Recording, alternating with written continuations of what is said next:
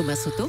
L'économie, Axel de Tarlet. Serions-nous devenus, mon cher Axel, des esclaves du numérique? Plusieurs grandes multinationales disent avoir été lourdement touchées par les virus informatiques de ces derniers mois. Très lourdement touchées même. Oui, quel est le point commun entre le chocolat Côte d'Or et les préservatifs Durex? Eh bien, on a là... Oui, j'ai failli faire une Non, il n'y en a pas. Si, on a là deux géants mondiaux qui ont été plombés par le virus informatique, que ce soit WannaCry ou le virus Petya la semaine dernière.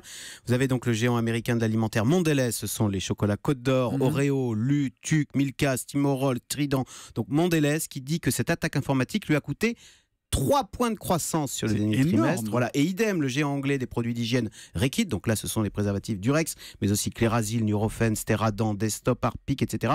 Ça lui a coûté 2 points de croissance. Mais comment c'est possible que ça prenne une importance pareille? Alors, à cause de ce virus, ces entreprises disent par exemple qu'elles n'ont pas pu établir de facture, donc elles n'ont pas été payées. À cause de ce virus, des marchandises ont été ou sont toujours bloquées dans des ports de commerce.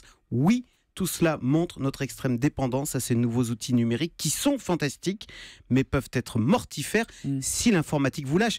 Vous avez en ce moment l'un des plus gros cabinets d'avocats au monde, DLA Piper, qui dit vivre un enfer tout simplement parce que l'accès à ces mails ne fonctionne toujours pas ou très mal. Mais qu'est-ce qu'on peut faire alors pour éviter de couper le tuyau comme ça? Alors d'abord, les entreprises ne reconnaissent pas trop qu'elles ont des problèmes informatiques, mais elles dédient toujours plus d'argent à cette sécurité informatique. D'abord, pour éviter tout simplement les pannes qui peuvent être très embarrassantes.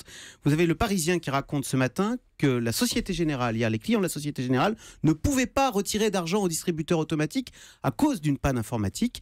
Et puis, bien sûr, la plus grande menace vient évidemment des réseaux mafieux, voire terroristes. On apprend ce matin qu'aux États-Unis, une douzaine de centrales électriques, dont une qui est nucléaire, ont été l'objet de tentatives d'intrusion informatique fort heureusement infructueuses. Et on sent bien qu'il y a un vrai péril informatique pour notre sécurité et pour l'économie aussi. Merci beaucoup Axel Tarlet. Je crois qu'on va voir un peu à la télé cet été, vous, non Ah oui, je reviens, moi je m'arrête jamais sur France 5. C'est dans l'air, c'est voilà, ça? Voilà, exactement. Bon, fin juillet, début août, on vous regardera me regarder. Et on continuera à vous écouter avec plaisir, mon cher Axel. Merci beaucoup.